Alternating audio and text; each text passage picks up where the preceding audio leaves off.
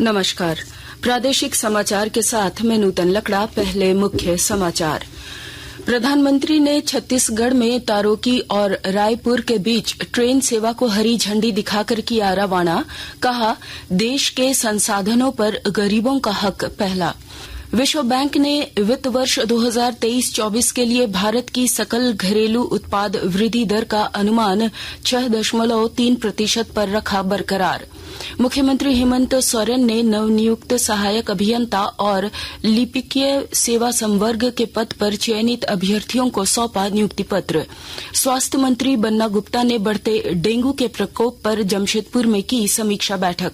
रोकथाम को लेकर दिए कई दिशा निर्देश। और एशियाई खेलों में भारत को मिला 15वां स्वर्ण पदक। 5000 मीटर दौड़ में पारुल चौधरी और जेवलिन थ्रो में अनु रानी ने जीता स्वर्ण। और अब समाचार विस्तार से। प्रधानमंत्री ने आज छत्तीसगढ़ के जगदलपुर में 26,000 करोड़ रुपए से अधिक की कई विकास परियोजनाओं का शिलान्यास किया। इस दौरान उन्होंने तारोकी और रायपुर के बीच ट्रेन सेवा को हरी झंडी दिखाकर रवाना किया। प्रधानमंत्री ने बस्तर के नागरनार में राष्ट्रीय खनिज विकास निगम के नए इस्पात संयंत्र को भी राष्ट्र को समर्पित किया। लगभग 24,000 करोड़ रुपए की लागत से बने इस समेकित इस्पात संयंत्र में उच्च कोटि के इस्पात का उत्पादन होगा। इस दौरान प्रधानमंत्री ने कहा कि सरकार देश में बुनियादी ढांचे के विकास पर विशेष ध्यान दे रही है। उन्होंने कहा कि देश के संसाधनों पर पहला हक यहां के गरीबों का है। गरीब चाहे वो दलित हो, गरीब चाहे वो पिछड़ा हो, गरीब चाहे आदिवासी हो, गरीब चाहे सामान्य वर्ग से हो, हमें सबसे बड़ी जाति मेरे लिए गरीब है। हमें गरीब की चिंता करनी है, हमें गरीब का जीवन बदलना है।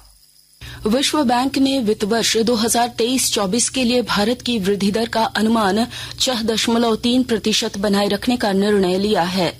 विश्व बैंक ने अप्रैल की अपनी रिपोर्ट में 2023-24 में भारत की वृद्धि दर का अनुमान पहले से 6.6% से घटाकर 6.3% कर दिया था।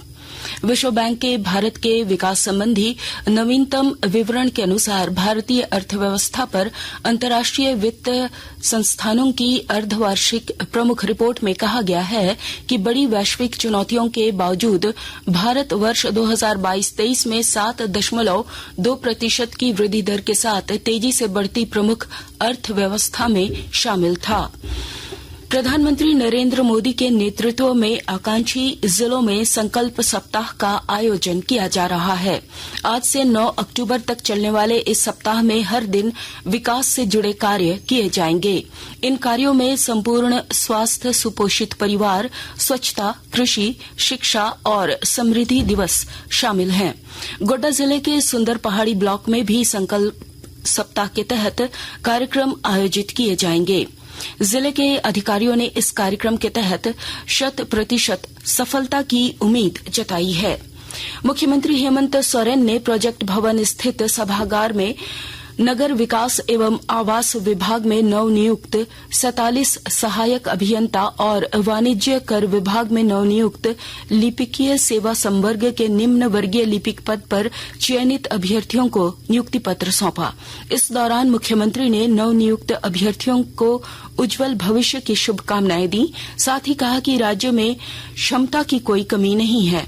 इस मौके पर श्रम नियोजन, प्रशिक्षण एवं कौशल विकास मंत्री सत्यानंद भोक्ता समेत विभागीय अधिकारी उपस्थित थे।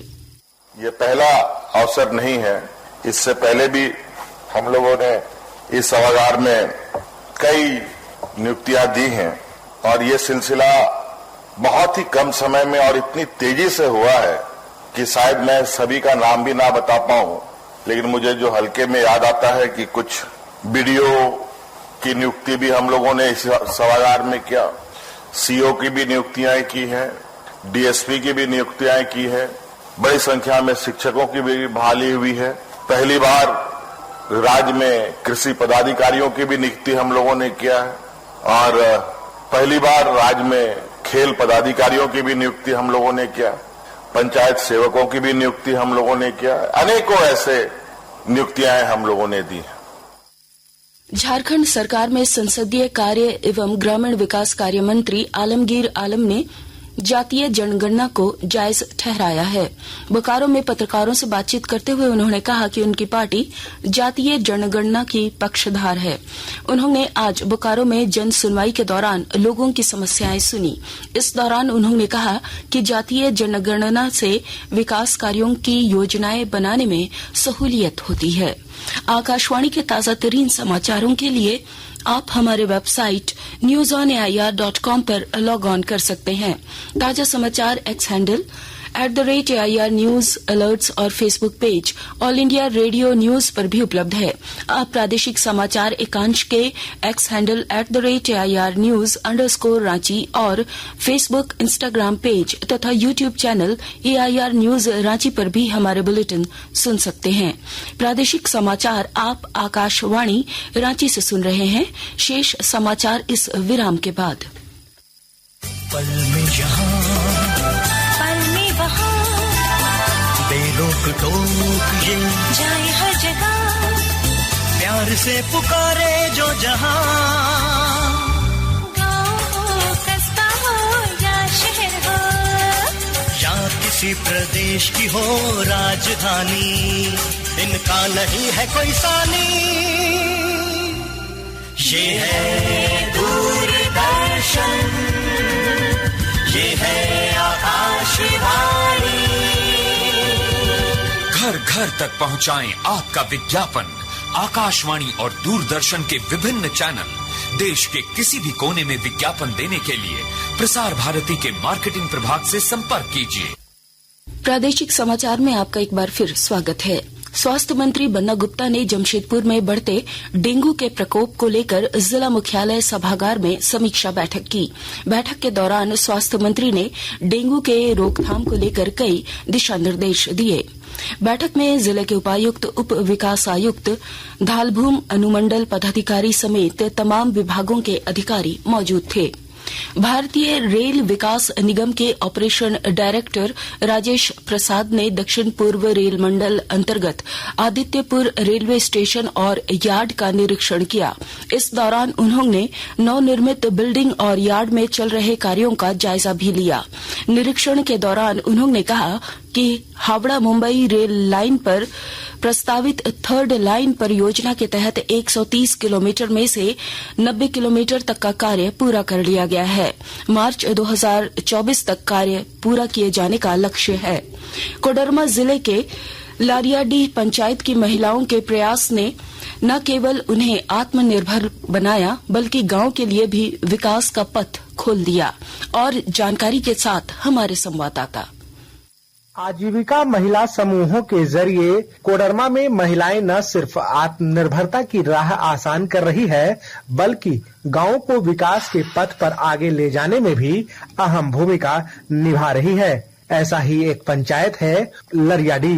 विकास से कोसों दूर रहने के बावजूद आज यह गांव न सिर्फ विकास का पैमाना तय कर रहा है बल्कि दूसरे गांवों के लिए भी एक मिसाल पेश कर रहा है। वर्तमान समय में इस गांव में नारी सशक्तिकरण, पर्यावरण संरक्षण, स्वास्थ्य एवं सुशिक्षित समाज, गरीबी उन्मूलन जैसे कई क्षेत्रों में कार्य कर महिलाएं गांव को विकास के पथ पर आगे ले जा रही है। गजेंद्र बिहारी सिन्हा, आकाशवाणी समाचार, कोडरमा।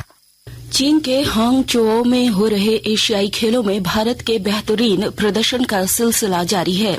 आज 10वें दिन महिलाओं के 5000 मीटर दौड़ में पारुल चौधरी और जेवलिन थ्रो में अनु रानी ने स्वर्ण पदक अपने नाम किया। इसके साथ ही भारत अब तक 15 स्वर्ण पदक जीत चुका है। राजधानी रांची समेत राज्य भर में अधिकांश जिलों में पिछले 48 घंटे से रुक रुक कर बारिश हो रही है। मौसम विभाग ने अगले कुछ घंटों के अंदर गढ़वा, गोड्डा, साहेबगंज, पूर्वी तथा पश्चिमी सिंहभूम जिले और सिमडेगा के कुछ भागों में वज्रपात के साथ बारिश की संभावना जताई है। और अब अंत में मुख्य समाचार एक बार फिर। प्रधानमंत्री ने छत्तीसगढ़ में तारोकी और रायपुर के बीच ट्रेन सेवा को हरी झंडी दिखाकर किया रवाना। कहा, देश के संसाधनों पर गरीबों का पहला हक। विश्व बैंक ने वित्त वर्ष 2023-24 के लिए भारत की सकल घरेलू उत्पादन वृद्धि दर का अनुमान 6.3% पर रखा बरकरार। मुख्यमंत्री हेमंत सोरेन ने नवनियुक्त सहायक अभियंता और लिपिकीय सेवा संवर्ग के पद पर चयनित अभ्यर्थियों को सौंपा नियुक्ति पत्र। स्वास्थ्य मंत्री बन्ना गुप्ता ने बढ़ते डेंगू के प्रकोप पर जमशेदपुर में की समीक्षा बैठक। रोकथाम को लेकर दिए कई दिशा निर्देश। और एशियाई खेलों में भारत को मिला 15वां स्वर्ण पदक। 5000 मीटर दौड़ में पारुल चौधरी और जैवलिन थ्रो में अनु रानी ने जीता स्वर्ण। इसके साथ ही आकाशवाणी रांची से प्रादेशिक समाचार का ये बुलेटिन समाप्त हुआ। नमस्कार।